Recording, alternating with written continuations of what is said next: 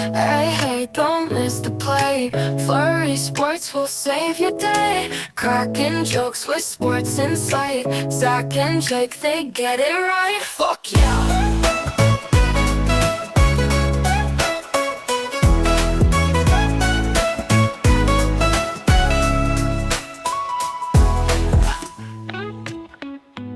What's up, everybody? Welcome back to the Flurry Sports Podcast, and let's get a little housekeeping out of the way. So, usually, we go through the end of the Super Bowl. We have one more episode after the Super Bowl, except for the 1 year where we made a bunch of predictions and did not show up after the Super Bowl.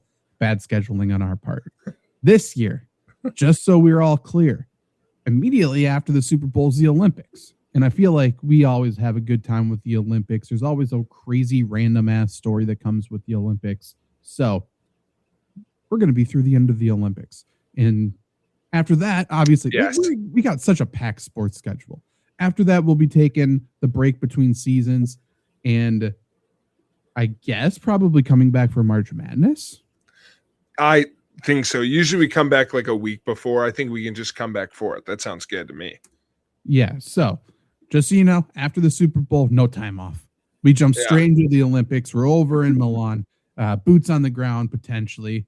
If anyone wants to fly us out, we haven't had any conversations with that. But if anyone needs us to judge any bobsled alongside Flava Flav, maybe judge some triple axles with some figure skating, Jake and I know what's going on. So we will have all of the coverage, some predictions, and we'll see if any Russian women get horse tranquilizers injected into their heart again, because that's what happened last time. That was bullshit.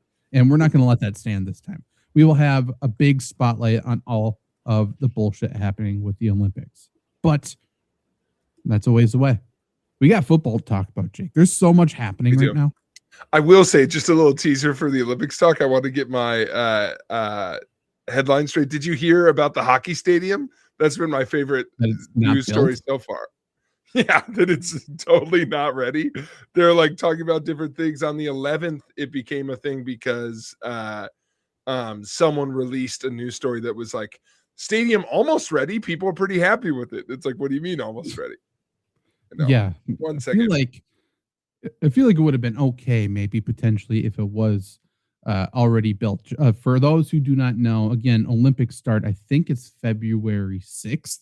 Obviously, immediately after the Super Bowl, very early, or very soon. You know, the Olympics starts in like 3 weeks. So, the hockey arena that they are going to be playing in is almost built. And again, the IOC, International Olympic Committee, every time they do anything like this, it's always a complete disaster. They're always completely behind on everything. I feel like every job that on the Olympic committee is like a freelance temporary job. I know that because I've looked at some of these jobs and potentially thought about hiring. Like they're such a disgustingly, horribly run agency. I don't even know what they are. It's bad. It's bad. But yes, they are almost done. Potentially, did we talk about this on the show last week? Did I talk about it with you? That security guard, that mysterious. Yes, we talked about that. There's a security guard who died, maybe by heart attack, but also by weather. Right. Yeah, it was like weather. It was cold. They're calling it cardiac arrest, but they're doing a big investigation. I don't think there's a big investigation. I'm reading a CNN article. I don't want this to monopolize the show, but this is so funny. So a month ago, the NHL commissioner said, put out a blank statement. There's like, listen, if the ice isn't safe or we're worried about the stadium, we're not going to send NHL players. There was some concern around the quality of the new ice itself. The league has already had to concede that the rinks will be slightly wider and shorter than usual dimensions. There's been small holes appearing in a previous test event in the ice. How? I don't even know how that's physically possible. And the infrastructure is behind schedule, and the capacity may be not what was initially desired. But this, Zach, is what I thought was very funny. On Monday, so I believe today, the NHL sent a joint statement. The test had a good trial run and provided important insight into current status. While challenges are inherent, we expected the work necessary will keep help us fix issues around the clock. But this was why I stopped and had to read this out loud, because that's like from the joint statement, and then the head of like the Olympic Committee. Tell me that how much confidence this fills you with, Zach. Okay. We know how difficult it is to have a high level of quality of ice for the third game of the third period, but we're happy and confident. Yesterday, it was a good test because that was fantastic. The puck was sliding. We weren't bumping. There was some adjustment that's a little bit more slow, but that was a conclusive test. There's no reason that the NHL will not come. I mean, first off, that person doesn't know anything about hockey. The puck was sliding. The goal stood still. Players were skating. I saw one skate backwards. There was almost no holes in the ice. Almost that doesn't make were there straws stuck up in the ice to make sure there's holes? I don't understand what's going on. That's not how water works. Like, it's one of those Olympic things where that's the best part of the Olympics is we use I figured it out. They have all that carbonated water in fucking Europe. It froze and there's holes everywhere. They didn't think it would matter. Yeah. These guys stink. Come on. No, it doesn't make any sense. Also, when things go wrong at the Olympics, it's problems you've never imagined before. No, of course not. It's always new. It's always like how did we find ourselves in this problem? In Rio de Janeiro, when the water was so dirty, they were doing that canoe slalom event and the guy got hit by a sofa. Yeah. Yeah. Because they weren't used to doing tests for large pollutants. Somehow every Olympics is like an improv show. It's like shout out something, shout out something in the back. I'll work it into the joke. Somehow, the one with the least amount of news was Sochi because it was the Russian government, and that one a guy got killed. Yep, we don't talk about that enough. That Odin opened, and then that guy mysteriously died. Oops, I don't know. Natural causes. Let's not look into it. And then the next Olympics, the Russia had a little something to prove, to your point, in their hearts. They did. That 14-year-old girl. It's incredible with a horse heart. So if you like this kind of Olympic coverage, it's coming. We should figure out some sort of draft. Sure. I'm down for that. It's gonna be tough, but yes. Help me limit this. Folks at home, if you have other ideas to limit this, it should be a country draft, but we can only take one country in one event. Like if you take the U.S. men's hockey team, you can't take the U.S. for anything else. Yeah. Okay. Maybe we say like 10 events. I don't think I want to do every country, but like big enough that we have to take crazy countries. Yeah. But I think that could be fun because then it'd be like if there's a sport where it's like Latvia's for sure going to win ski, Of course. I do think let's get a big fantasy league going. It can't just be us two. Let's get a lot of people in on this. And because I would love for it to be like, I'm rooting for India's bobsled team somehow. Yeah. We got a wagon, we got a ringer here. He's going to be incredible. The Swiss have a great, who gets Switzerland in the biathlon? Right. Yeah. I mean, that's the Michael Jordan of biathlons for sure. I know. That would be good. And then there's some strategy too, because it's like Canada's going to be good at a lot of shit. But do you take like the Canadian women's hockey team that's going to medal, but maybe not win? Or do you like go down the rung a little bit? And not to put this into the ether here, but we also have to figure out how the hell we're scoring this. So instead of fantasy, I know this is appealing to live folks. In my head, it's we draft a certain number of sports allocated to a country. So it's like you got to fill 10 sports. And I would say, I'm taking India in men's luge.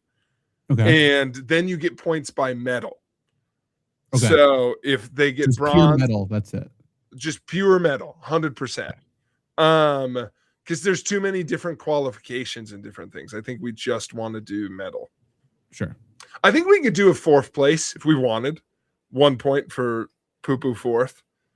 Should we subtract the point for fourth place because you were so fucking close? Maybe. I mean, we can. It's kind of fun because then if someone really fucks up on the podium, not only do you miss, but You subtract True. one. No, I like it, but that is the easiest way to do this. Like 2 months out, I think we just do points for medal, but then you have to it incentivizes like not necessarily a person, but I'm like I think because you can't just take the U.S. over and over again, so you still have to do some research. Right. Yes, of course. Yeah, I like this. And I think let's combine men and women. So if you take U.S. curling, it's men and women curling. If you take, whatever it is, just because of a number of sports, I think that's the best way to do it. I think so. Would you get double points then if they medal in both? Yeah, it's just pure. And that's true for looking at. Sport. Yeah.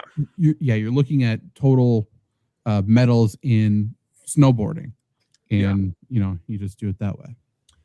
Yes, I will say for snowboarding and other similar ones, I think we should be specific about like the event in snowboarding. I don't think you should be able to say all skiing. I think you should have to say slalom.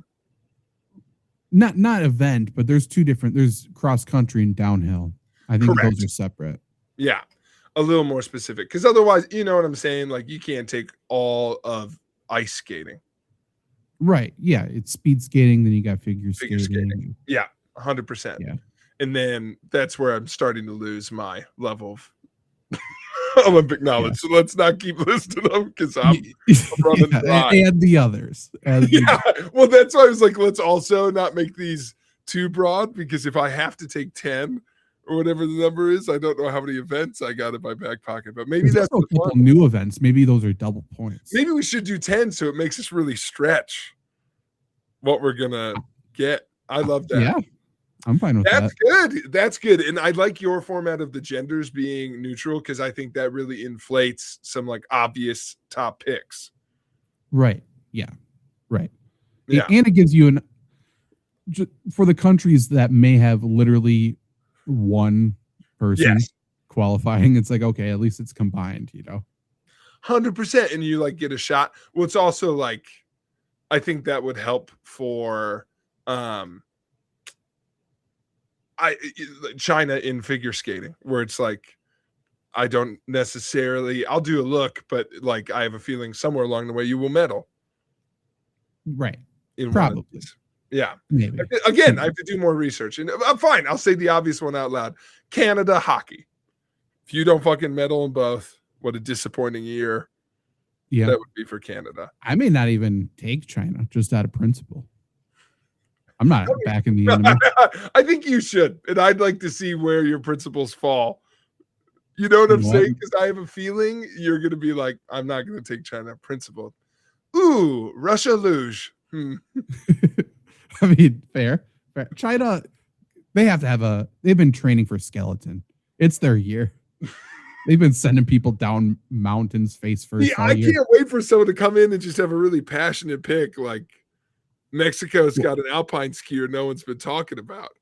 Well, I'm going to be doing some research. I'll find the dark horse here. Yeah. I'm excited. That's what There's I'm also some like, how far do you let curling go down? Because you're going to want some good curling representation. You need a curling medal on your roster. For sure. If I don't get any points from curling, it's going to be it's going to sour my Olympic mood to be sure. And that's how I feel about bobsled. Of course. Yeah, I mean, Jake's a big bobsled guy. Jamaica, number 1 overall pick. They're back. That's my principle. Yeah. That's right. Let's make another movie about it. We got to win, though, first. Called Two Runnings. Very great. Great. Good. Awesome. Olympic talk, back burner. Set up. Football. Yeah. Now you know what's at stake. If you have any ideas, any ways to make that better, let us know. But now we got to talk about some football because we got 3 games left of the NFL season. There's 1 game left of the college football season tonight. After, if you're not listening to this live, it's already happened. So unfortunately, football's coming to an end. It's kind of sad. It's kind of a little bit relieving in some areas. Very much so. Well, for you, yeah. Well, for not just for work, but also it's like, okay, for the Packers, let's get to the offseason. Let's stop talking about Green Bay for a second. That's so true. I want folks to know, because I know we talked about it a little on the show last week. I've literally had every emotion about the Matt LaFleur thing, including where I land now, which is Thank fucking Christ it's settled. I would rather it still be a question. Oh, I agree, but like, what are we doing? Also, it's just so infuriating. 100%. Football is so mind-numbing. I didn't even know we're going to talk about coaches a little bit, so I didn't know if I was going to bring this thought up. Like, this isn't even. It is. Zach and I have talked before. The Rooney Rule and its defense, and also why people are fucking assholes about it. But take race out of it for a second. Half of the crowd just went nuts. By the way, half of the people were like, "Yeah, let's do it." So take race out of it. For about time. Yeah, it's about time. The fact, why are we interviewing anybody? The fact that the Dolphins were like, keep everybody else. Jeff Hafley's our fucking guy. We've seen enough. I've seen the tape. Like, even Harbaugh, you know what I'm saying? Like, the greatest I've heard so many people be like, this is the worst cycle of coaching hiring ever, which someone should tell that to all the people fucking firing coaches, because that doesn't seem to matter at all. And be like, no, he's got a Super Bowl. He still is one of the most respected like team runners ever. That guy, we can't make him fucking interview. Yeah, he just interview. It's whatever. Everyone's on an equal playing ground here. It's just, but do you know what I mean? Like, Stefanski's probably, I don't want to pick on him too much because I like him and I'm rooting for him. But what a great example of like, whoever one of these guys you like. Harbaugh's like the comical example, so maybe he doesn't fit. But like Stefanski, great. You think he's going to be a good coach? Fucking interview him. He just got canned. He got canned in Cleveland. You don't want to interview him? Maybe someone's better. Well, that too. But also, ask what happened. Like, and compare him to someone else. It's not an interview to say, hey, let's meet. No. Well, what's interesting, the way, because Eric Bieniemy is going to interview for the Chiefs offensive coordinator job, because they're already saying Nagy's gone. He's going to go get a head coaching job. On one hand, it's like, what is Andy Reid going to interview Eric Bieniemy about? Because they've been together for so fucking long. Yeah. However, what would be the funny, not good, not morally good, but funniest twist of fate in this is if they're interviewing Bieniemy as the Rooney Rule guy here. It's coordinator, so I don't think Rooney Rule qualifies for coordinator. But it'd be funny if it's like, nah, after interviewing him. Well, it's a great example, and this isn't me picking on the Rooney Rule per se, but it's making fun of like the process of it, which is okay, we need a Rooney Rule. You know what they've never fucking added to the Rooney Rule, to your point? You don't have to interview a white guy. I don't think that's part of the rule. I think you which leaves it open. Like, why wouldn't you have any interview rule be like you have to interview at least 2 people? There's no set number of people they have to interview. No. And there's no rule. Yeah, there's no stipulations to the interview. It could be a phone interview. Call them up, say, how you doing? Got voicemail. Oh, well, that's an interview. It just cracks me up because, 10 jobs have come open and and a third of them at least have been people of like moderate success. And I think this is one of the most talented groups of coaches that have been fired. And I mean, just based on 4 guys, you can even say 3. Tomlin, obviously one of the most accomplished coaches of all time. Yeah. John Harbaugh is right there. He's not much different than Tomlin, to be honest. And then Pete Carroll, people have fully soured on Pete Carroll. That's fine, but he is extremely successful. Yeah. That's a really good point by you, because people are like fully out on him. Even like Stefanski and Dable were like getting coach of the year votes. Stefanski's won it twice. He's been coach of the year. Stefanski won coach of the year twice. He won a playoff game in Cleveland. Yeah, it's insane. It is insane all the way around. And then not even like top of the list, but there's also guys like Brian Flores, publicly not fired for anything to do with on the field success. It's all off field stuff with him. Correct. So there's even McDaniel had success. So it's like, and like, depending on your view of Tua, you might be like, I think it'd be way too simplistic to go this way, but be like, if he had any other ingredients in the locker room, like let's try him immediately again. So all of that, all I'm saying is like all of these like embattled coaches, the fact that these ownership groups would take longer to fire someone than to hire someone is wild to me. Like, you're agonizing over how many decisions or talks did they have about what they were going to do with Sean McDermott? How many years did they have or whatever? And it's like, we're going to turn around, or like, how long did it take to fire Raheem Morris? And how long did it take to hire Kevin Stefanski? Like, we don't want to think a little bit more about things. On one hand, I agree. But on the other hand, several of these jobs opened because of the people who have already been fired.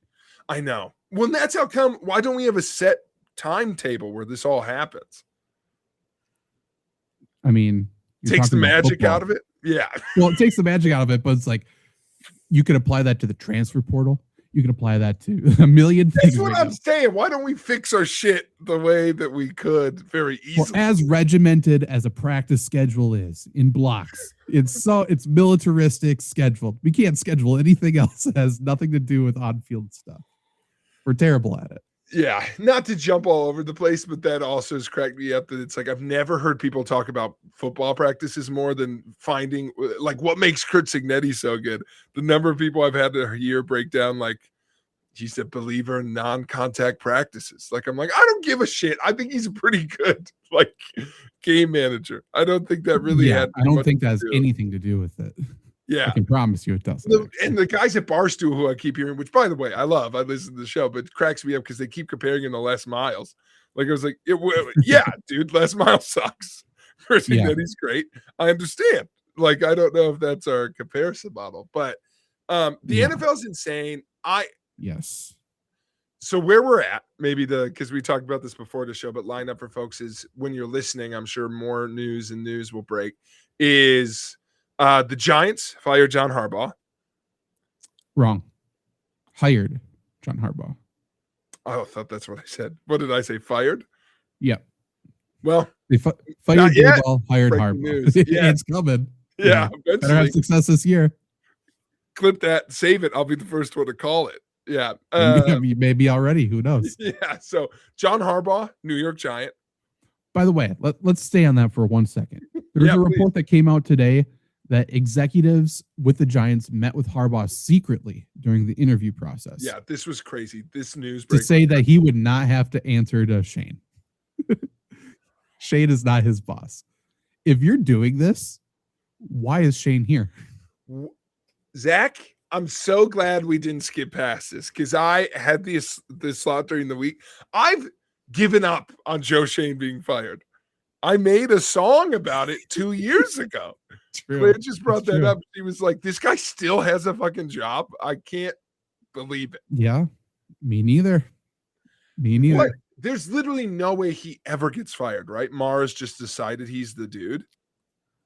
I don't know, but I mean, maybe it's because he drafted a couple good players. Like he drafted. We're in on Dart, so now he drafted Neighbors, which not like it took a genius to do that. But also, it feels like if you make a good trade, you're good. You know, he made that trade for Brian Burns, which was a great trade. Yeah. Brian Gutekunst made the trade for Micah Parsons, which I think is a good trade for both sides. But that's a good trade. And now he gets an extension after completely ruining a franchise. And there's several other, I mean, Brandon Beane. A lot of people want him fired. He's made a couple good trades. He's fine. So it's really weird. I really don't understand it. But yeah, Shane is still there. I can only assume he's fired next year. And if that's the case, do you have to fire? Well, I guess Harbaugh would just name his preferred GM, which he can survive it. Yeah, I was going to say he's one of the few names who could survive that. Yeah. And maybe that's last straw. It's like I put you with John Harbaugh and it still didn't work. But also, I'm putting you with John Harbaugh, but you have no say over what he does. And he's kind of your boss. So have fun. Well, and so I guess that would be the thing. The only thing there is, if I was Shane, it's like, fuck. But I guess the only thing there is if that was Harbaugh's ask anyway, like, hey, put Harbaugh with a guy that he can kind of be in charge. Can I keep that is somewhat. So basically you got a new GM without getting one. I mean, it's fine. I still think they should have hired Joe Shane's kid. He was right. He was right. People forget. Big eye roll, Daniels. Big eye roll, stupid son, telling me what to do. Yeah. Give me another Uncrustable kid. I don't want it. I have to make fun of Saquon Barkley on camera now. Sorry. While the owner's in tears. It was the worst day of his life. Second was when he found out he has terminal cancer, but he just really wants Saquon back. And he said, no, I will not be able to sleep at night if he goes to Philadelphia. He's not going to Philadelphia. That's the part that gets me is like so good. Being so wrong so confidently. He also only got Brian Burns because he was fucking best friends with that guy. Yeah, it was a deal. It was like a favor. So silly. We have to dump this guy. You're my first ask. It's insane. And we saw it. It was on camera. I feel like they're keeping him so that it can't be tied to the Hard Knock stuff. I think that's part of it. Is like, I don't want to fire him for that decision. I think that's past. I think it's far enough. Not for a lot of people. But I feel like it's far enough in the past where. Yeah. I don't know. It doesn't matter. Well, here's a question to you in the land of hypotheticals. If Daniel Jones finishes the season in any kind of like we're still talking about him way, because he did just disappear after like week 9, does that make it worse? Because it was deafening at the start of I feel like Daniel Jones somehow got Dable fired, but not Shane. I don't think that's wrong. Yeah, that makes a lot of sense. And you know what? If he ended up starting at least one game at safety for the Colts, I think Daboll would have been safe too. So true. That was what a crazy thing that happened. So so Harbaugh's there. Shane has no control. Correct. He's locked in his office. Yeah, we will not hear from him again. Stefanski's in Atlanta, which they fired Raheem Morris. They hired Stefanski. Yeah, I don't love the firing of Raheem Morris because I think he's a good coach, and I think like there's stuff to manage. But I think like that said, Stefanski is a well-heralded, to your point, offensive mind, and like I think clearly overcoaching a clusterfuck in Cleveland. Yeah. So if Penix he'll be really good, rights the ship. Well, he's also has the experience with Kirk Cousins in Minnesota. Yes. So true. Penix, I don't think will be ready for the start of the year. Potentially could miss the majority of the year. And you think they do go back to Kirk? With the signing of Stefanski, I feel like it. He knows the offense. Yeah, that's true. Are you saying fantasy owners should give Kyle Pitts one more? Kyle Pitts is a free agent. He may not even be back. Stefanski might bring him back. He's a big part of the offense. Better learn how to block. Yeah, better do fucking anything, dude. Yeah. I do like that. I think it makes sense to like, let's go in on offense. The Atlanta, as much as I like Morris, does need like an identity. So I think let's put up a shit. I still think it's good because Raheem Morris was in his second stint there. Yeah. And I don't know. It feels like they gave up on him too quickly. It sounds like he burnt a lot of bridges within the building, but that also surprises me. So I don't understand. I have a feeling, I'm not sure I'm surprised that he burnt bridges, but it takes two to tango. And so in baseball, they do it all the time where they bring in a manager for a rebuild. And that's how I've always kind of felt about Raheem Morris was like, you were here before, you're a steady hand. If you overachieve, maybe we'll keep you. But if not, like this has gone almost exactly to that script that it would in baseball of like, we exit a long-term plan, we have a short-term plan. And the moment someone else's long-term guy comes available, we go to a more established. Yeah. So not that Raheem isn't established, but I could see just especially when they gave up on him. Like, I feel like they moved on as soon as they're like, oh, we're going to be better next year. Right. Also makes difference. And then, so those are the two confirmed hirings. Dolphins just confirmed. Is confirmed. Jeff Hafley to the Dolphins. Yeah, Packers defensive coordinator. He did really, really good at the end of the year. Did not So, I mean, that's a great signing. Another good signing by Miami. I'm sure it'll. To be fair, he does have head coaching experience at Boston College. So, yeah, Malik Willis to Miami confirmed, by the way. That'd be interesting. I don't hate that. I don't. I was talking with friend of the show, Pete Osmond, earlier today.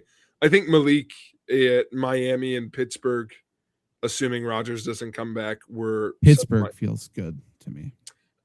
Doesn't Malik Willis feel like the same kind of caliber of quarterback they've been trying at Pittsburgh for like 5 years? Yeah. Yeah.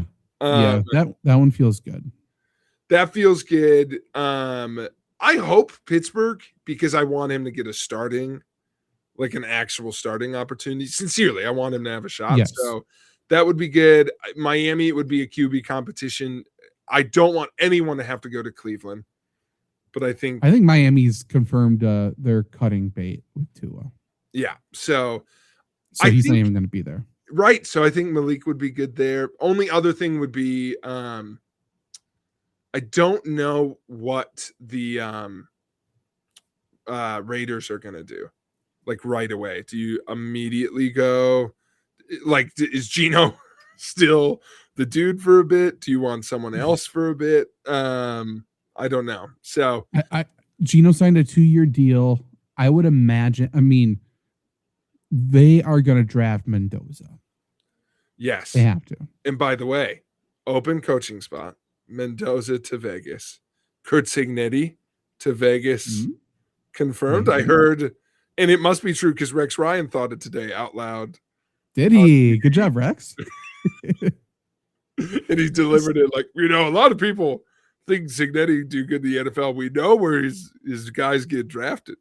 They've had to think about it, which to Rex's point, they must have. Tom Brady seems very smart. I'm sure he's thought about it.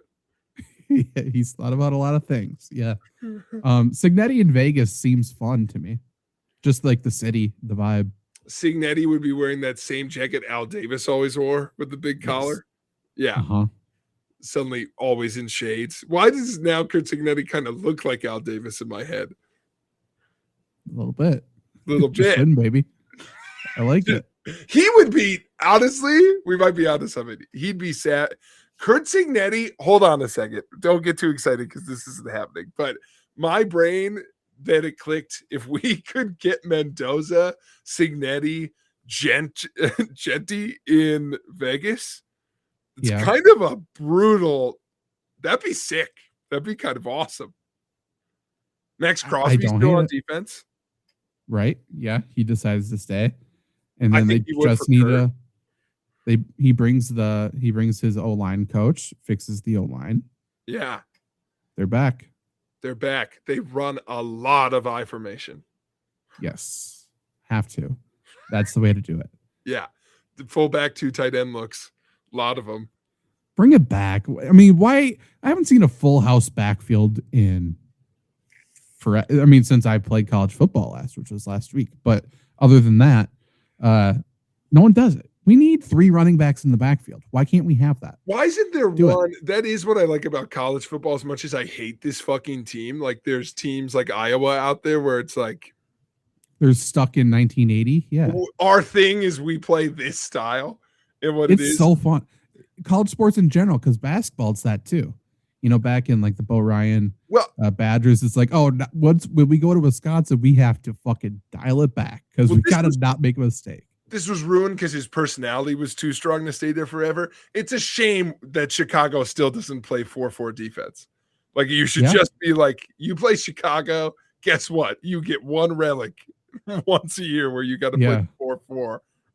Tampa has to be in cover 2, Tampa 2, no matter what. Yeah, no matter what. And they are just picking people for that weird. Like, doesn't it feel like the Titans should be running Wishbone? Yes. Mandatory, 100%. And by the way, that might turn Pollard around. Why not? Why not? Let's get through. Let's establish every head coach opening. Yes. Those are the 3 filled. Those are the 3 filled. Dolphins, Giants, Falcons are filled. There were 10 head coach openings. This is the most since 2022. Yeah. Which isn't that long ago. Of those 10 coaches, Jake, that were hired in 2022, how many do you think are still employed by that team? Let's go with 3. Wrong. 2. Oh, damn it. Okay, who are they? Kevin O'Connell, Vikings, Mm-hmm. and then Todd Bowles, Bucks. That feels like that's not that long ago that he took over as head coach. No. And he's been called for to get fired every year, and he is still there. They fired everybody else, though. I was so happy they have held on to Todd Bowles. I was kind of waiting for it this time. He better. He's got to do better, but it's not as all right. He's got it. He's got it. Don't worry. I've got faith in my boy. So the other 7 openings off the top of my head. So Raiders fired Pete Carroll. Yep. The Browns fired Stefanski. Obviously, he's in Atlanta. The Ravens fired Harbaugh. He's in the Giants. Tomlin stepped away. That's an interesting one because if he comes back and wants to coach, sounds like it's not this year. But the Steelers will still own his rights, so somebody has to trade for him. In the same way Sean Payton stepped away, and the Broncos had to trade for him. So weird. Yeah. Interesting situation there. Other openings, we got the Cardinals fired Gannon. Yep. There's 2 left, and I believe they're Tennessee. I don't think Tennessee. That's right. And New York mid-season. Giants. Oh no, done. They're there. Buffalo. Filled. Other New York. Buffalo just fired McDermott today, last night, whatever. Writing was on the wall for the entire season that if he didn't improve, he's gone. So maybe he should have spent a little less time crying to a referee on the plane ride home and maybe should have begged for his job. Yeah, Jesus Christ. Where was the line, do you think? Like if they lose next week instead, is it still a done deal? Like if they make the Super Bowl, I think he saves his job. But if they lose the championship game, do you think he's still gone? I think there's a decent chance. Depends on how you lose, I suppose. But I think he still would have been gone just because it's like, I mean, again, writing's on the wall. The Chiefs are not here. The Chiefs are the boogeyman went away. You've trapped them in the closet. Now you got to go. And that is, and I don't hate that logic because it's like, you know what it feels like in the AFC is a changing of the guard. And it's like the fact that you're not there. It shows they missed the window. The opportunity's gone. Because Lamar wasn't there either. You didn't have to even deal with the Ravens. Joe Burrow wasn't there. Yeah. That's so true. And you barely beat the Jags. Right. Yeah. Yeah. Even though I guess technically they shouldn't have been, they were projected to win, but not expected because of the seeding. But yeah, you got to be better. And again, they still almost every time a team fires a coach, they feel like they can upgrade him, right? If you look around, do you think you can upgrade from Sean McDermott? In my opinion, the answer is yes. I think for them, yes. Well, I'll be interested. I've heard today now they're leaning another offensive guy. I think you should. Well, he's not an offensive coach. I think they have to go offense. They need to fix it. Yeah. You have the MVP and the offense isn't very good. I think that's fair. I think, I think you're probably right. I think what I'm leaning towards is maybe now I'm realizing, but do I think that's true for every team? Probably. So it's not a Buffalo specific solution. Sometimes I'm like, if you hire like a great defensive head coach, I think you can get a really good offensive coordinator. But a lot of these times teams don't do that. Though. Yeah. I prefer the CEO head coach where the offensive coordinators calling plays, all of that. I prefer a special teams head coach if possible, like Harbaugh. Yeah. But here's the thing.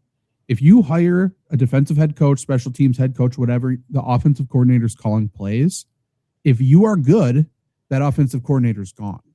Yeah. They're getting hired away. Especially in Buffalo. Right. So if you're saying, hey, obviously, we're making a run with Josh Allen. We want to keep the band together. We want to turn it around quickly and make a run at it for the next 5, 6, 7 years. If you have an offensive coordinator or offensive head coach or whatever, then the offense isn't going to change at least. But if you have a coordinator come in again, then you're kind of fucked. I can't have it. I mean, we'll get into it, but I can't. If that's Kingsbury, I want to throw up, dude. If he gets Buffalo, he gets rewarded with Buffalo. And I'm not saying it'll work, but that's like to be gifted Josh Allen and the perennial Buffalo Bills. I guess I would feel the same if he ends up in Baltimore. I just don't think he's going to end up in Baltimore. But I agree. Buffalo's one of those places where I think the head coach kind of has to reflect the city. Like Pittsburgh, it for sure does. Yeah. Kingsbury, I think, will be called gay every time he steps in front of these Buffalo fans. Like, I don't think that would work. Yeah. And the amount of snow there, I don't think he can. I don't think he will even interview. Yeah. I don't know. How do you want to go by place or do you want to go by guy? Because I have a place I want Kingsbury to go, but we can get back to him if we want to stick with who's the dude who's going to fill up in Buffalo. Buffalo, if we want to pick somebody, I don't think Daboll is a bad idea. I hope they're into him. I think he'd be good. For offense, like guys I've heard talked about, he's up there. I also keep hearing folks talk about, I think he's the offensive coordinator for the Chargers. Starts with an M. Milton. He just got fired. Oh, so he could be a head coach. You're saying he's available. He could be a head coach. He's available, yeah. And I like Nagy there. I do like Nagy. Nagy's interesting. Chicago fit him kind of well. I think so. He was only fired for being a petty bitch about protecting their most valuable asset. You want me to play Justin Fields? I'll play him. Right. Two other guys, if they go defensive, which again, I don't think they do. Yeah. I think you could say Flores anywhere because I think he's that good. Yeah. I wonder, like, would Saleh be okay there? I don't hate that. No, and Saleh should do he's shown this year he can run a defense, but he's the team manager type. And I think fits the vibe very well. I think that's good. I think that's really good. Otherwise, Vance Joseph is getting talked about a lot, and I just don't know if they're going to go that route. But I think if they're going defensive guy, I also lean Flores because I think he also runs the team in a different way, and he is just coming from the Vikings. So if he scooped up any play calling mentality there or connections, whoever wants to hire Flores, they need to do I'm not kidding, like a 68-hour interview with him because the way he coached in Miami was so fucking terrible. Yeah. He needs to be grilled, humiliated, pushed around, kind of tortured, and to see if he can crack. Because when he started in Miami, he was really good. And then he became one of the biggest fucking dicks of all time. And he pushed everybody away. And no one who even worked or played for him other than Van Ginkel wants to work or play for him again. So supposedly he learned because he went to Pittsburgh, learned under Tomlin, went to Minnesota, learned under O'Connell. I think he's going to be better. But the cracks didn't show until he started to get pushed around in Miami. And then he became such a negative dickwad. So they need to make sure that doesn't happen again. For offensive guys, which I think I agree with you that be how they go in at Buffalo. I think the two Mike McDaniel doesn't seem like he fits. That'd be a wild pairing, but who knows? In division. I mean, McCarthy in Buffalo is not bad. I don't big white guy. Feels like he's from Pittsburgh. Yeah. And I think would fit I think his name value is enough that he feels like a win now coach.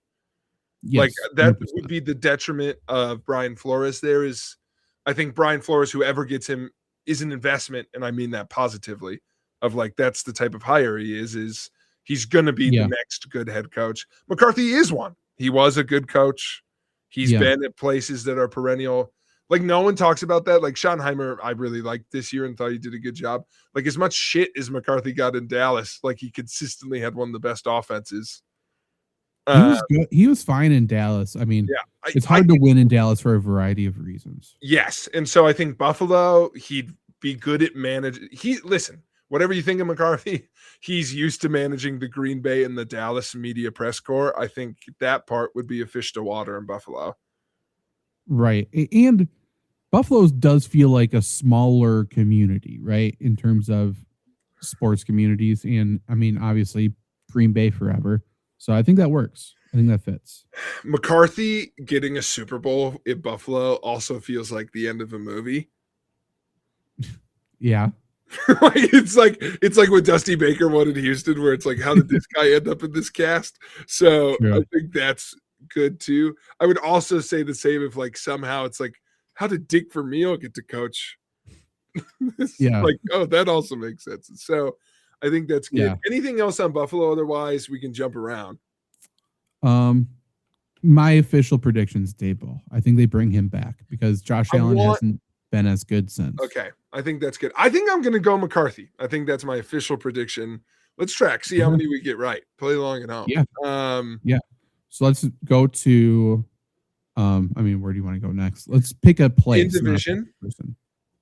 Okay. Yeah. So let's stay with Miami. Is Halfley done? Halfley. Okay. Next division.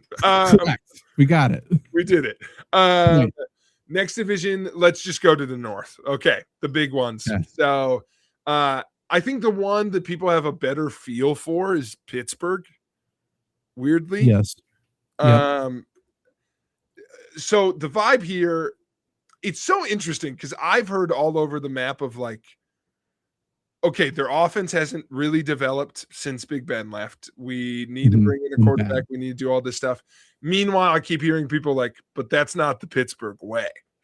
Right. Like, we should bring in another big defensive guru to keep this going. So what way do you think they're going to go? Because I've been surprised how many defensive names. I've heard like Shula mentioned for this job. Yeah. Yeah. What I think they should do is hire Mike McCarthy, Pittsburgh guy. Fans would love him. Bring in an offensive head coach because you need to fix the offense. What I think they will do is, I mean, the connections between Flores and Tomlin is too big of a story to not do. Like, obviously Tomlin, DC at Minnesota, gets hired on as a young head coach for Pittsburgh, was there for 19 seasons. Flores just served as defensive coordinator for the Vikings for the past couple of years, would be another young head coach. Because I also think Pittsburgh's had 3 head coaches since 1970. I think they want a younger guy as well. So going with Flores and hoping, you get 2 decades out of him, I think that's what they'll do. He's already been in the building. He knows the guys. It does seem like you have to sell the locker room on the next head coach because of how loved Tomlin was. Yeah. So I do think they go defensive. I do think they go Tomlin. Shula is interesting just because, I mean, history of the game, right? Like that kind of pairs with Pittsburgh pretty well. But yeah, I would go with Flores. I think that makes the most sense. Flores also was literally just there. So not to skip that, with Tomlin, and that was his, rehabilitation job, Pittsburgh. So I think if they think they're close and want to keep it going and they just need new energy that goes there, because I think they're going to go offense and just for sake of parity, I'm going to go a different route. I'm weirdly going to flip it from what you just said. I think this is where I'd like Daboll to go. I think that would work too. Daboll in Pittsburgh, good. And I want to see, I know you run into again the issue, which maybe they won't want to do, which is everyone's favorite game, which is find Daboll quarterback. So you'd also get to bring him in to be part of that. So if you still are in on the whole QB whisperer thing, which say what you want, like he was right about a lot of guys developing in the NFL. They just, Dart did it for him at the end, but he got good stuff out of most of his dudes. So he pitched Harbaugh to sign with the Giants because of Dart. That's so interesting. Like he wanted a good head coach in there because of how much he believes in Jackson Dart. And I think he's right. Yeah. And listen, Daboll, when you watch tape, even from the Hard Knocks, like he's got a good read on dude. So if you're Pittsburgh and you're like, if you were going to point out something Tomlin didn't do, it was find the next QB. So I think Daboll could do that. I definitely think personality wise, He would fit what Pittsburgh already has. Same as I think Flores would be great at that too. But to go an offensive route, yeah, and I don't know, just a little younger than McCarthy. I know he's not old, but I think they could go like maybe this isn't fair because they've done it twice doesn't mean they'll do it again. I do feel like Pittsburgh's like, I don't want to hire again for another 10 years. They will. So we want a younger guy. Yeah. So I think I'm going to go Dable there, but all those arguments also make sense for. You just muted yourself. So as Jake is talking while I'm muted, I will also say that you're good. If they do go defensive head coach, I think a big part of the conversation will be who are you bringing in as offensive coordinator, because vice versa too, because people, as big of a story as their offense has been over the past several years, their defense has been pretty bad too. Like they need what Tomlin, I think, failed at down the stretch of his tenure there with Pittsburgh is I think he's failed to create a good staff. And I think that's what the next person needs to do. Yeah, McCarthy would be good for that too. Okay, that is interesting. That would be good too. I also think he was weird, like pseudo GM. And so I wonder how they'll move on from that too. But staying in the same division, let's take a break from the powerhouses. Let's go to Cleveland. Yeah. What does this team want? I don't know. Oh, no. What I can only assume is this team wants to make a bad decision. That's kind of all I could base anything on, because I don't know. There's two names that come to mind. One that you cannot interview unless you hire him. And the other one I think is a perfect pairing because I think it would be bad. One is this is the Cliff Kingsbury landing spot. Yeah. They need to figure out their offense. They want him to pick the next quarterback. They got 3. They're going to draft another. He is going to be the one to do that. The other name is Prime. And you bring in Coach Prime. You interview him to hire him. He doesn't leave the building. You already have his gear for him. If you interview Prime and don't hire him, that's the biggest mistake you can make, because he will trash the organization, especially after they don't go with Shedeur. So I don't know what Cleveland wants. I think if they can have their cake and eat it too, they will hire an offensive head coach and keep Schwartz as defensive coordinator. But everyone's saying that, like around the industry right now. People forget Schwartz has to say yes. Which I'm wondering, I'm with you on bad decision making, which is why I think they might just hire Schwartz. Maybe he's did or is going to interview, supposedly. I just took a look, which I haven't done for the other ones, but for the Browns, I'm like, I feel like I've heard enough stuff. Monken and Schwartz are expected to be finalists, but then also Jags offensive coordinator Grant Udinsky has been he's a really young guy. Talked through. I think my official pick is going to be Schwartz. I just think that's what they're going to do. I think the owner is like being weird, and the GM are like, we've got it. We should be better. Like, I don't think they need to change, which I think is wrong. And to be fair, they did have a good defense.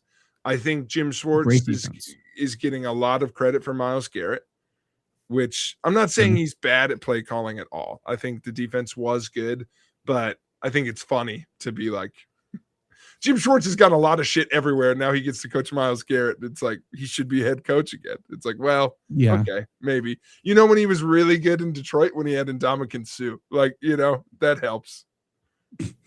True. That's a good point. Yeah. But it was a good defense. Who's your official guest? Dion? No, I don't think they go Dion, because I don't think they believe in Shedeur. And if you hire Dion, you have to go with Shedeur. Yeah. I really don't know. Randy asks, like, who's getting McDermott? Could McDermott go here? I don't know if McDermott wants to rebuild the team or not, but he might not have a choice. I don't know if this dude wants another clusterfuck, but I think he wants another head coach job. I don't think this is a terrible spot for McDaniel scheme-wise, but boy, is that going right back into, like, you have a lot of shit to manage, which he didn't do great. Yeah. But in terms of like the kind of guy they want to bring in, McDaniel somewhat makes sense there. If they bring in Cliff Kingsbury, like we're going to talk about him more at some other spots, you're just a glutton for punishment. He's such a bad fit here. They might do it. That's not saying they won't do it, but I think they're for sure going offense. So I'm also thinking of like young guys who can't say no. Like if they're offered the job, you're like, oh, I'm getting a head coaching job. I have to say yes. Like, could Kubiak be that guy? Maybe. I think Kubiak will have a better option. But Kubiak, Udinsky is a name that keeps coming up when I look at like guys who are like that. That would be that does feel decent. I also wonder. There's almost no college coach getting rumored anywhere. No, could they go a college route? I don't know. Jason Kelce, tired of his other job, comes home. Let Deshaun just coach him. I think Deshaun knows what's going on. I think it's fine. He's got plenty of time on his hands. He does. I'll go official guess. We'll go with fuck it. Go with Kingsbury just because it would be the funniest. He's going to get a job somewhere. So it's not bad logic. Baltimore. Yeah. Baltimore, I think, is Jesse Minter. He is. Yeah. That was who I was trying to think of earlier. Yeah. Minter. He's good. He's really good. I think they bring in a defensive guy. I think they fix the defense and, away they go. So I think Ravens, there's only two candidates. I think it's Flores or Minter. And if they can't get Minter, they get Flores. If they can't get Flores, they get Minter. So I'm going that. My official guess is Flores. Same exact agreement. I think fair. My added stinger is that he has worked for Pittsburgh. I think there's a little sting of like, we get him instead of you. But otherwise I just know a little bit more about him. I agree completely. I think both make sense. I think both would do really well here. I don't know. Flores kind of feels Baltimore to me too. I don't know. I agree. Exactly why, but that I would go there. But yeah, I do think Flores' name is coming up enough. This was the only other thing I was thinking, but maybe Baltimore won't want that. Flores' name is coming up enough. I think he's going to go to a heavy hitter. Like, yeah, I agree. Getting brought up like he's a pretty notable candidate at spots. So I think that the reason for that is obviously he's a great defensive coach, but I think everyone wants to interview him to see what happened in Miami from his perspective. I really do. Like, there's a legitimate chance he interviews in all these places and doesn't get a job because he doesn't have the good answer. If it sounds like he hasn't learned from his past failures, the only team that would give him that job is Cleveland then, Yes. So we'll see. That's a very interesting situation though. So that's the AFC North. Obviously three teams in the AFC North are looking for a coach. Let's go to who else is left? Let's go to the Raiders. Who would you pick to take over for Pete Carroll? Another head coach, 3 head coaches in 3 years. Tom Brady supposedly is leading the search. So let's remember that because he keeps saying he wants more authority and they keep saying he's getting more authority in the Raiders building and they keep getting worse and worse and worse. So let's remember, if this doesn't work out, who we are blaming. We are blaming Tom Brady. With that in mind, who is Tom Brady going to hire? I've heard Clint Kubiak's name a lot. It's so interesting. I have as well. Yeah. You just brought over a Seattle Seahawks coach. Didn't work. Maybe try it again. Why not? This seems like a McDermott landing spot to me. I don't hate McDermott going here. Brady obviously knows McDermott very well playing against him while with New England. I think this feels like a decent landing spot for McDermott. This is my guess, I think. Because I think they swing big as well. Yeah, and it's I think they want – that's my only thing with Kubiak. I was kind of thinking they'd go more established. So McDermott feels really good. Do I just agree? I think I might just agree. I I think that's really good. Looking at my list of names who I also think are going to get jobs somewhere, the only other guy I could see here, but it's so funny because it's like, who does Brady like is going to be the difference maker. Could he hire McDermott's offensive coordinator, Joe Brady, because he likes the last name? Yeah, I do. Now that McDermott's available, I think I'm just going to go there. If I had to pick a dark horse, I do think this also could be a good spot for Nagy of like, let's bring in a dude from the Reed tree and just like see if he can be a long-term guy. But then I'm guessing at that point, because I'm just guessing the type of guy that Brady, if he gelled with, would hire. But without knowing who, I'm going to go McDermott because they want to succeed and they want to succeed now. I haven't heard any people rumored here other than Kupiak, so there might be other interviews that I'm not aware of. But on the other side of the ball, same side as the ball as McDermott, I don't hate Vance Joseph here either. I could see them trying to hurt somebody in the division while improving themselves. Yeah, I think that is a really good strategy. That seems like their camp. It's like a Brady strategy. Yeah, that's what I'm kind of thinking too. Okay, so that's Vegas. One more AFC team, the Tennessee Titans. I can start on this one. I mean, the Titans is basically like we're trying to match to our quarterback. This is the only spot I would root for him. This is my preferred landing spot for Cliff Kingsbury. Fine. Here's a dude that we think is good. You're supposed to be a QB whisperer. Go fucking do it with Cam Ward then. And like, don't be a bigwig, but like start at a place and make it into something. I would be into that of like, you get to build Tennessee. Cool. Yeah. Yeah. I think that's fair. The only thing I'll say is it sounds like Matt Nagy is guaranteed a job because Chiefs have already announced we're hiring Eric Bieniemy as offensive coordinator while Nagy has not gotten a head coaching job. So it seems very weird. So I think Nagy's going to Tennessee. He feels like a Tennessee guy. Obviously, if you're on a very basic level, if you don't know anything about football, which I think is the case in Tennessee, you say, hey, we have a young quarterback. We need to make sure he's good. Who do we hire? Let's hire the guy who's worked with Patrick Mahomes, who we believe is the best quarterback. So I think that's what they're going to do. I like that. I think that makes a lot. I think they should just go like, this should be like your best offensive mind pick goes. I agree. Here, Nagy's good. I don't disagree necessarily. I have a strong faith in Matt Nagy that I just think he was screwed in Chicago. I guess that doesn't validate, but he made Mitch Trubisky like employed for 10 years. So I think there's something there. This would also be an interesting spot for Dable. I don't know if you want Dable to rebuild that much. McCarthy would be interesting, like with that level of building needed to do. I think he's a culture changer, though. 100%. And that's, I mean, I think both of the guys we picked too, even though a little more developmental, are also like they bring their own culture with them, which is good. Yeah. This last one, I have no clue. I can't wait to see your thoughts on Arizona. I've got no read. It seems like they're interested in everyone who's not interested in them. What the fuck's his name? The DC for Houston. Oh, I did hear that too. What's his name? I can't think of his name. I'm on it right now. Right? Matt Burke. He was DC there before getting the job in Houston. He's extremely respected.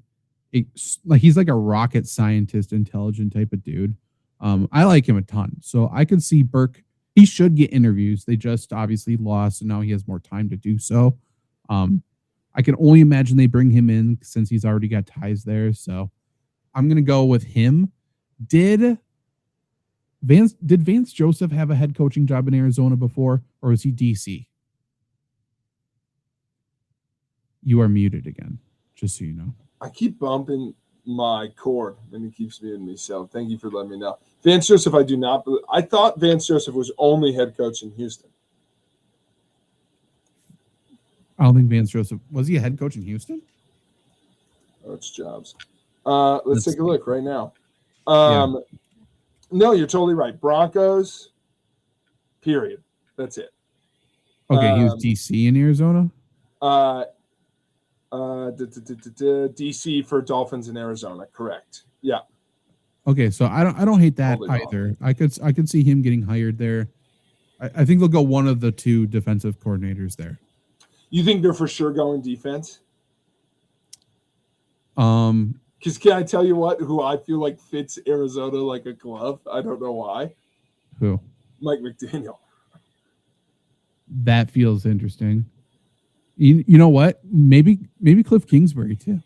Why not? If they put him back with Kyler, I'm gonna throw up. I don't need to do that again. No, wherever he goes, maybe they bring Kyler. They trade for Kyler. Who knows? But are they friends? I was trying to remember this the other day. Like, do they like each other? I think so. Yeah, I was like trying to track what terms they left on. And I was like, it was really, yeah. And also, who knows how much longer Kyler's there? I can tell you, he's gone before the season starts. Yeah, so that's part of it. But if you wanted to go the mad scientist route, I would go McDaniel here. Honestly, and I don't know if they should play a factor, I kind of love, you have a great wide receiver, or at least you fucking hope so. His name's Michael Wilson. Maybe you have two. They have a decent defense, so maybe you get a good coordinator. I like McDaniel in a division of dogs, just being like, on top of everything else the Rams, Seahawks, and Niners got going on, you have to play McDaniel twice a year. Does feel like a nightmare. That's true. I think your mic switched, by the way, as well. But if they go offense, I could see they hire Clint Kubiak here from Seattle. I do think hiring committees, coaches, front office people, whatever, do like the idea of hiring a coordinator away from a divisional foe. So I think Kubiak's a decent idea, but my pick is still Burke. I think Burke is very good, but Vance Joseph, I think, is neck and neck. You're muted. You're on fire. In hell, dude. Let me get my takes off microphone. My own dick over here. Jesus Christ. Yeah, I'm going to go with McDaniel because fuck him. Is that everyone, or do we get We've more? gone through it. That's all 7 openings. That's a lot. That's a lot of head coaching openings. And Green Bay is not even one of them. Should have been. We should be talking about Green Bay, not one of them. And by the way, this is the only thing I'll say about the Packers is the Packers got fucking hoodwinked by the rest of the league, being like, well, if you let LaFleur go, he's now our top choice. Yeah. Fucking everywhere. Oh, then we better sign him. Fuck you. You're so dumb. It's the little kid thing where it's like, it's so stupid. Like, you want to get a kid to play with a toy. Yeah. And so you start playing with it and then they want it. It's so dumb. I'm telling you though, Zach, it might work because somehow we kept him. I'm pissed about it. But Nagy left. Nope, not Nagy. Apologies. Hafley left, which means we have a defensive coordinator spot opened up. How do I make the Packer fans happy again? Jim Leonard, shaped hole right there, coming in hot, I hope. He's hired, or he's interviewed for a couple DC jobs already. So maybe. What's one more? Maybe. What I hate, though, is Jim Leonard comes into the Packer interviews and he's like, I really want it. It'd be really nice. Yeah. Like, he's so excited. And I feel like they're like, nah. I know. On one hand, Packers need a DC with head coaching experience because they need somebody to lead this fucking team. But on the other end, they just need somebody who's competitive whatsoever. And Jim Leonard's a psychopath. So I think that would be really fun. Like, they just need somebody with energy whatsoever. I think it'd be great. This is a real life story I'm about to compare this to, but it reminds me when I was doing interviews for my college job. I interviewed local when I wanted to come back to Wisconsin. I interviewed it. The only place I didn't get an on-campus at was Eau Claire. And years later, I approached the person. I was like, hey, what could I have done different? Swear to fucking God, they were like, you were too excited for it. You were like, I'm from Eau Claire. I really want to be here. And they're like, that was just strange for our candidates. So we just didn't think it was very authentic. And I'm like, you're so unused to someone being pumped about your fucking school that you were like, can't trust it. I feel like that's the Packers and Leonard. They're like, it's too good. It would make too many people happy. That's like drafting TJ Watt makes too much sense. It seems too good to be true. What's the problem? You know what? Let's not risk it. What if this is the only reason we're just to make people happy, not his actual body of work? What if TJ Watt was only good because of Vince Spiegel? Let's actually pass on him and just draft Vince Spiegel. Maybe we should do that. It is, by the way, our miss rate on Badgers is crazy considering how many good Badgers have come out in this window that we just haven't had any interest in. No. Why would we? Why would we? I mean, we sent all of our scouts out to go and, scout people. We forgot to scout local. Whoops. Figured we knew everything. Yeah. Well, don't we? So we'll see. Yeah. Every offensive lineman ever. Nah. Let's not even think about it. Never took a fucking tight end from there either. That always cracked me up. No. We got Jared Abbrederis, and that's about it. And we picked him up. We haven't drafted anybody. No. Technically, we got that one guy from Whitewater. Remember him? Rogers really liked him, the wide receiver. Jake Kumaro? Yeah. Yeah, we did have him. We sure did. We also got Cole Van Lanen. We drafted him. Yeah. He was terrible and then went and played a different position with Jaguars and just got paid a bunch of money. Good. That's so true. I have one final thing that's not. We didn't even draft Rafael Gaglianone when we wanted to draft a kicker. Just go get the kid.